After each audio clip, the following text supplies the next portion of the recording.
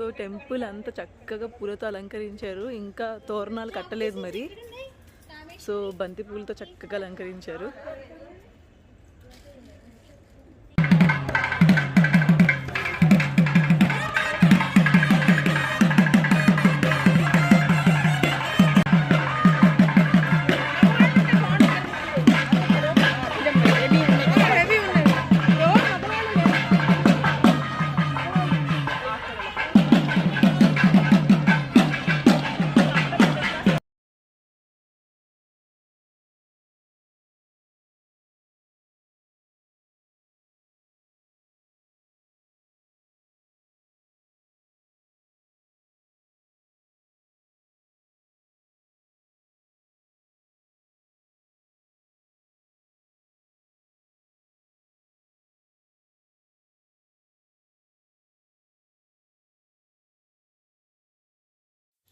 Friends, ఇక్కడ మేమందరం ఏం చేస్తున్నామంటే అమ్మవారికి సారి తీసుకెళ్తున్నాం మా కమ్యూనిటీ నుంచి.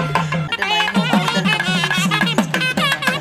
సో దీన్ని మేమందరం మొత్తం 10 బ్లాక్స్ చుట్టూ తీసుకెళ్తామంటే అందరూ ఇచ్చారు కదా సార్ అన్ని బ్లాక్స్ నుంచి. సో అన్ని బ్లాక్స్ కవర్ అవ్వాలని మొత్తం 10 బ్లాక్స్ చుట్టూ మేము ఒక రౌండ్ వేసి ఆ సారీతో రౌండ్ వేసి టెంపుల్కి తీసుకెళ్ళి అమ్మవారికి ఇస్తామన్నమాట. సో అది కాన్సెప్ట్ ఇక్కడ.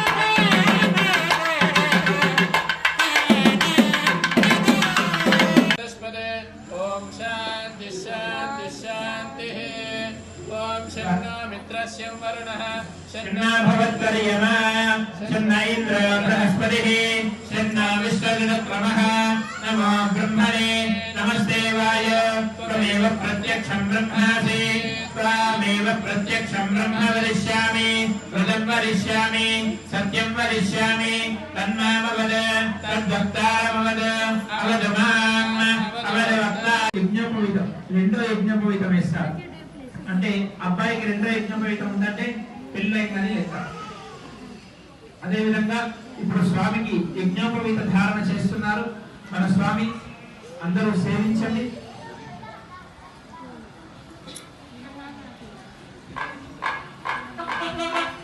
గోవిందా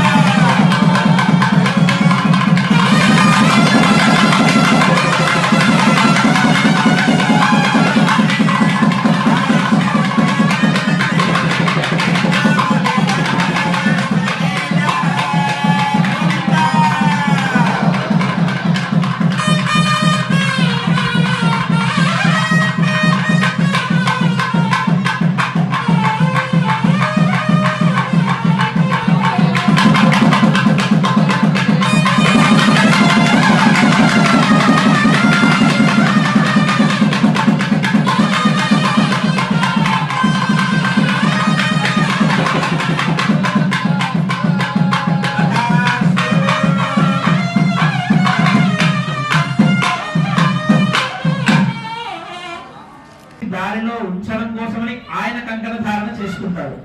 అంటే ఆయన పిల్లలందరూ ఒక మంచి విధంగా ఉండాలి, ఎప్పుడు భక్తితోటి ఉండాలి, ఎవరికి ఎటువంటి ఇబ్బందులు లేకుండా చూసుకోవాలి.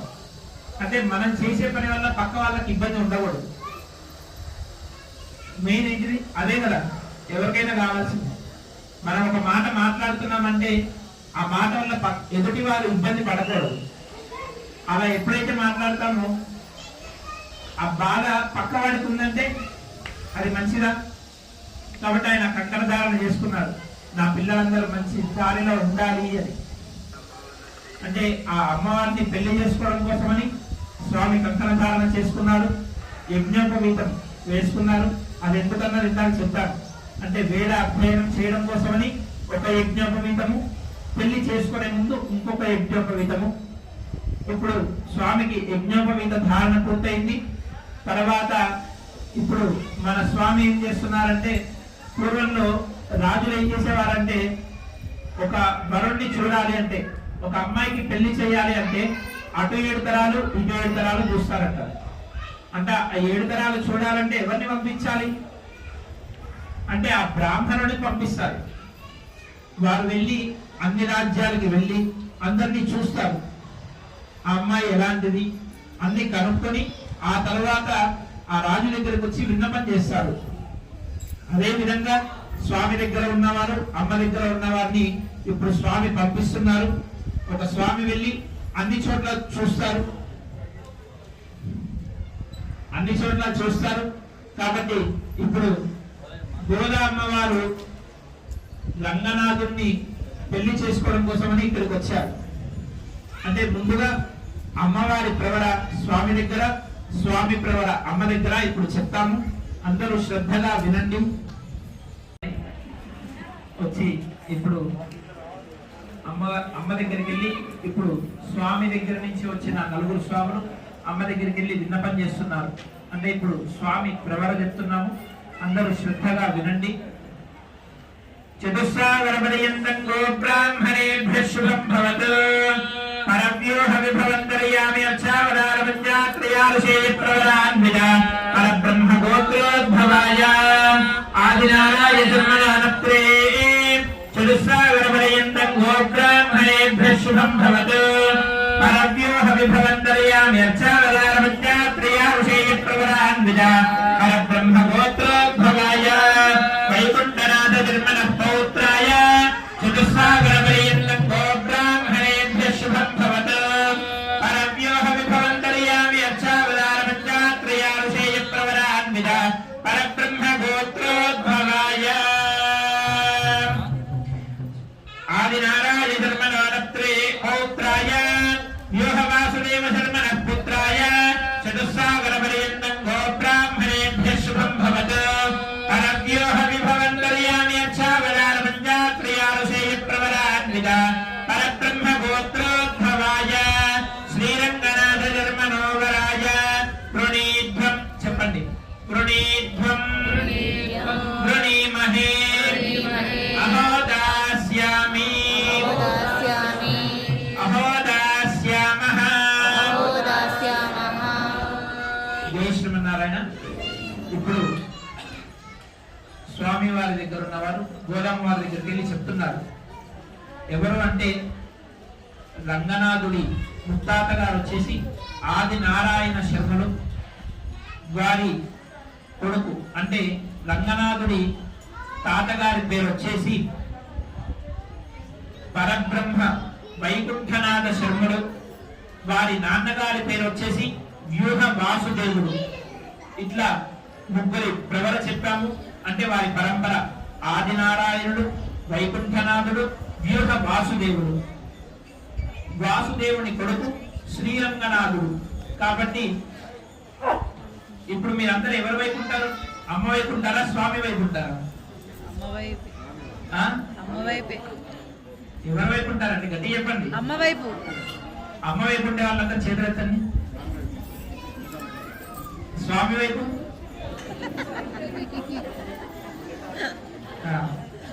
అంటే ఇద్దరు వైపు ఉన్నారు అందరూ. అయితే ఇప్పుడు అమ్మ దగ్గర నుంచి ఇప్పుడు స్వామి దగ్గరికి వస్తున్నారు. ఆ వచ్చేవారు ఇప్పుడు గోదామ్మ వారి ప్రవర అంటే వారి ముత్తాత గారి పేరు, తాతగారి పేరు, నాన్నగారి పేరు, ఆమె ఏ అవతారం నుంచి వచ్చారు అన్నది ఇప్పుడు చెప్తున్నారు. శ్రద్ధగా వినండి. చతుస్సాగరపర్యంతం గోబ్రాహ్మణేభ్యః శుభం భవతు. సారామృత సౌవర్ణామృతాహరణత్రయారుషేయ ప్రవరాన్విత సారామృత. కాబట్టి ఈ అమ్మవారికి గోదా అనే పేరు వచ్చింది. అదేవిధంగా ఇప్పటి వరకు మనం ధనుర్మాసం చేసుకున్నాం. ఈ ధనుర్మాస భాగంలోనే ఈ కళ్యాణం అనేది చేసుకుంటాం. మామూలుగా గోదామ్మ వారు ఎవరిని పెళ్ళాడింది? రంగనాథుడిని పెళ్లి చేసుకుంది. కానీ ఎవరిని ఇష్టపడుతుంది? ముందుగా కృష్ణుడిని ఇష్టపడుతుంది. అంటే గోదామ్మ వారు ఎలాంటి వారు అంటే హ్యాపీగా తినాలి, టైంకి పడుకోవాలి, తినాలి, టైంకి పడుకోవాలి. ఆ విధంగా అమ్మవారి ఆలోచన. అంటే ఎలాగా చూసింది, ఒక్కొక్క దేవుడి దగ్గరికి వెళ్ళింది, కృష్ణుడిని ఇష్టపడింది, వెంకటేశ్వర స్వామిని అందరినీ మంచిగా ప్రేమగా అందరినీ భావన చేసుకుంది. కానీ చివరికి రంగనాథుడి దగ్గరికి వెళ్ళి ఆయన్ని పెళ్లి చేసుకుంది. సరే తిరుపతి వెళ్ళింది. తిరుపతి వెళ్ళి వెంకటేశ్వర స్వామిని చూసింది. నేను ఇన్ని పెళ్లి చేసుకుంటా అంటుంది. అన్న వెంబటే ఆయన ఏంటిది, ఒక టైంకి తిండి ఉండదు, నిద్ర ఉండదు. ఎప్పుడు లేస్తారో స్వామి ఎప్పుడు వస్తే అప్పుడు లేవడం. ఆయన నిద్రే ఉండదు. భక్తులు వచ్చారా, అయ్యో నా భక్తులు వచ్చారా అని లేస్తూనే ఉంటాడు. ఆయనకి ప్రశాంతత ఉండదు. కాబట్టి అమ్మవారు చూసింది గోదామ్మవారు. వెంకటేశ్వర స్వామి చూసి, అమ్మో ఈయన్ని పెళ్లి చేసుకుంటే నాకు తిండి ఉండదు, ఏది ఉండదు, భక్తులకు మాత్రం ప్రసాదాలు వెళ్తాయి అని ఆమెకి కొంచెం బాధ అనిపించింది. అమ్మో ఈయనతో ఉంటే కష్టమే, ఈయన కాదనుకుంది. సరే అని కృష్ణుడి దగ్గరికి వెళ్ళింది. కృష్ణుడి దగ్గరికి వెళ్ళేసరికి ఆయన్ని చూస్తే మంచిగా తిండి దొరుకుతుంది, కానీ చాలా మందితో ఉంటాడు. అమ్మో ఇది కూడా కష్టమే. అంటే ఎవరైనా ఏమనుకుంటారు, మా ఆయన మంచిగా ఉండాలి, నాతోటే ఉండాలి, ఎప్పుడు నాతోటే తిరగాలి అని అనుకుంటారు. కృష్ణుడిని చూస్తే అందరి దగ్గరికి వెళ్తున్నాడు, పిలిచినా వెళ్తున్నాడు, పిలవకపోయినా వెళ్తున్నాడు. అది చూసేసరికి అమ్మవారికి అమ్మో వద్దు అనుకుంది. ఇంతలో రంగనాథ స్వామి దగ్గరికి వెళ్ళాడు. అక్కడ చూసేసరికి రంగనాథుడు ఎట్లా ఉంటుందంటే శ్రీరంగంలో టైంకి తిండి, టైంకి నిద్ర రెండు కరెక్ట్గా ఉంటాయి. అంటే ప్రసాదం టైం వచ్చిందంటే ఆ టైంలో ప్రసాదమే, ఆ టైంలో ఎవరు వచ్చినా స్వామిని ఇచ్చేది. అదేవిధంగా స్వామిని ఇష్టపడింది, ఎంబడే స్వామిని పెళ్లి చేసుకోవడానికి వెళ్ళిపోయింది. అందుకని ముందు కృష్ణుడిని పెళ్లి చేసుకుందాం అనుకుంటారు, వెంకటేశ్వర స్వామిని అందరినీ భావన చేస్తుంది. కానీ చివరికి రంగనాథుడి దగ్గరికి వెళ్తుంది. అంటే మంచిగా పడుకోవచ్చు, మంచిగా తినచ్చు. అమ్మవారి కోరిక ఏంటి? స్వామికి మంచిగా ఫుడ్ పెట్టాలి, అవునా కదా? ఏ విధంగా లేకపోయినా స్వామికి తిండి ఉండాలి. అందుకని మన కూడాలయం చేసుకున్నాము, 108 గంగాళాల్లో ప్రసాదం పెట్టాము. అమ్మవారి మామూలు గంగాళం అంటే ఎంత ఉంటుందండి? ఇంత ఉంటుంది, మామూలుగా ఈ సైజు ఉంటుంది. మనం మొన్న ఎట్లా పెట్టాము, చిన్నది పెట్టుకుంటాం. అంటే మన భావన. ఇప్పుడు అమ్మవారు భావన వేరు, మనం వేరు. కాబట్టి మన శక్తి కొలది మనం చిన్న వాటిల్లో పెట్టిన ప్రేమగా మనం కూడా గోదామ్మ వాట పెట్టాము. శ్రీరంగంలో పెళ్లి చేయడం అంటే డైరెక్ట్ స్వామి అబ్బాయి అమ్మాయి కూర్చొని చేసుకున్నట్టు కాదు. ఆ పెళ్లి ఎలా అంటే రంగనాథ స్వామి విగ్రహం ఉంటుంది, అమ్మవారు పక్కన కూర్చొని ఉంటారు. ఆ విధంగా పెళ్లి జరుగుతుంది. పెళ్లి అంటే డైరెక్ట్ అబ్బాయి అమ్మాయి కూర్చొని చేసుకున్నట్టు ఉండదు. అమ్మవారు మామూలుగా నల్లా ఉంటారు, స్వామి విగ్రహం ఉంటుంది. ఆ విధంగా స్వామి అప్పుడు అమ్మవారిని పెళ్లి చేసుకొని అమ్మవారిని స్వామిలోకి తీసుకున్నారు. అంటే అమ్మవారు ఏమయ్యారు? స్వామిలోకి వెళ్ళిపోయారు, మనసులోకి. అదేవిధంగా మనం ఏం చేసినా మంచి భావనతో చేయాలి. మనం ఎంత చేసామన్నది ఎవరు చూడరండి, అవునా కదా? మనం చేసే ప్రేమ ఎలాంటిది, అదే మెయిన్, అవునా కదా?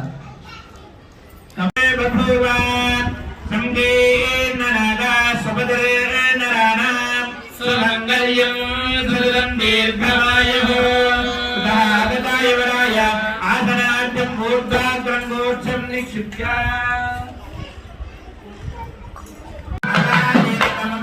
విశ్వ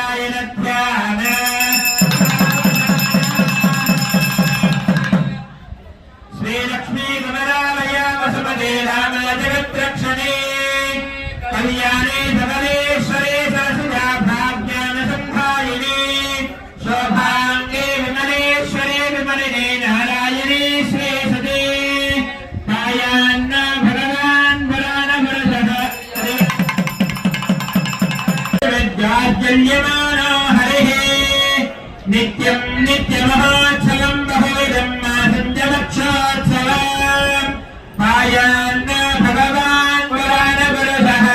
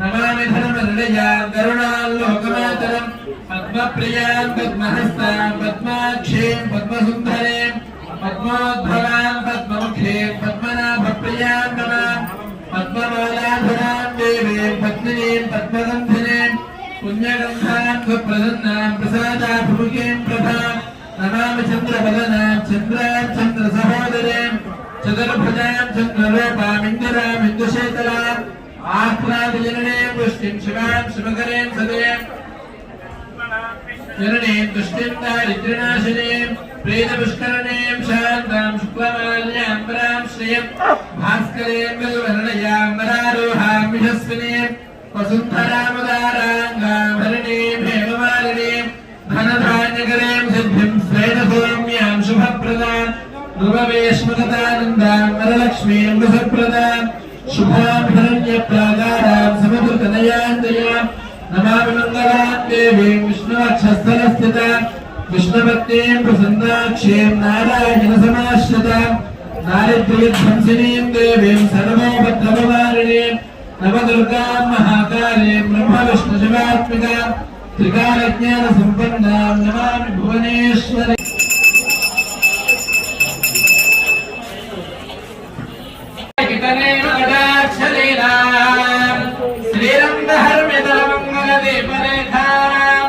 श्रीरङ्गराजमहिषीं श्रियमाश्रयामः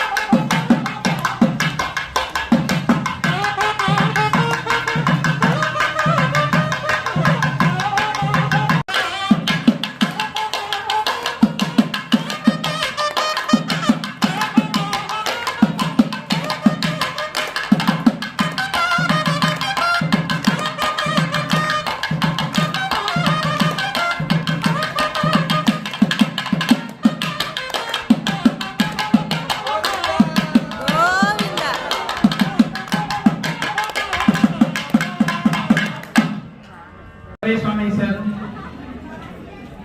అంటే విష్ణు చిత్తులు కృష్ణుడి కోసమని మాలలు అల్లేవారు. ఆ మాలను ఏం చేసేదంటే గోదామ్మ వారు కృష్ణుడిని వివాహం చేసుకోవాలని, కృష్ణుడితో నేను పెళ్లి చేసుకోవడానికి, కృష్ణుడితో నేను సమానంగా ఉండగలుగుతానా అని చూస్తూ ఉంటుంది. అయితే ఆ కృష్ణుడికి తయారు చేసిన మాలలన్నీ ముందు గోదామ్మ వారు వేసుకునేవారు. వేసుకొని అద్దం ముందు నుంచుంటే అమ్మవారి ఫేస్ కనిపించేది కాదు, అద్దంలో కృష్ణుడే కనిపిస్తాడు. అంటే అమ్మవారు ఎలా భావిస్తున్నారంటే ఆమె కృష్ణుడిలా భావిస్తుంది. కాబట్టి ముందుగా స్వామి అమ్మవారిలో డాన్స్ చేసి ముందు అమ్మవారు వేసుకున్నారు మాల. ఆ తర్వాత ఆ మాలని స్వామికి సమర్పించారు. అయితే స్వామికి డైరెక్ట్ మాల వేయచ్చు కదా, కానీ కృష్ణుడికి ఎలాంటి మాల అంటే ఇష్టం? గోదామ్మ వారు వేసుకొని తీసిన మాల వేస్తేనే స్వామికి ఆనందమట. అయితే ఒకసారి గోదామ్మ వారు అలా వేసుకుంటుంటే వారి తండ్రి అయిన విష్ణు చిత్తుల వారు చూశారు. చూసి, అయ్యో కృష్ణుడికి వేయాల్సిన మాల నువ్వు వేసుకున్నావా అని చెప్పి అపవిత్రమైంది ఆ మాల అని బాధపడి ఆయన అక్కడే మూర్చపోయి కింద పడిపోయారు. పడిపోయేసరికి ఆ రోజు మాల కృష్ణుడికి వెళ్ళకపోయేసరికి కృష్ణుడు ఏంటి ఇంకా మాల నా దగ్గరికి రాలేదని చూస్తూ ఉన్నారట. ఇంతలో విషయం తెలిసిన కృష్ణుడు ఏం చేస్తాడంటే విష్ణు చిత్తుడి మనసులో కనిపించి, అంటే ఆయన మూర్చపోయి కింద పడిపోయారు కదా, అప్పుడు కృష్ణుడు చెప్తున్నాడట, నువ్వు నాకు మాల వేసిన దానికంటే నీ కూతురు అది ధరించిన తర్వాత నాకు ఇస్తావు చూసావా, ఆ మాలే నాకు చాలా ప్రీతి అన్నాడట. మామూలు మాల తీసుకెళ్తే ఆయన ఇష్టంగా స్వీకరించాడు. ఎలాంటి మాల అంటే గోదామ్మ వారు వేసుకున్న మాల స్వామికి సమర్పిస్తే ఆయనకి ఆనందం అట.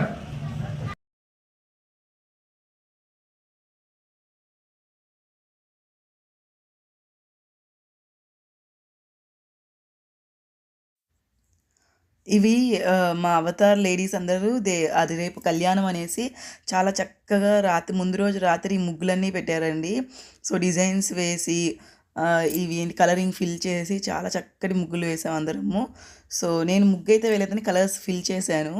సో చాలా బ్యూటిఫుల్గా చాలా చక్కగా గుడి అంతా అలంకరించారు మా అవతార్ లేడీస్. యాక్చువల్లీ నేను వీడియో తీసాను, బట్ బై మిస్టేక్లో అది డిలీట్ అయిపోయింది ముగ్గులది.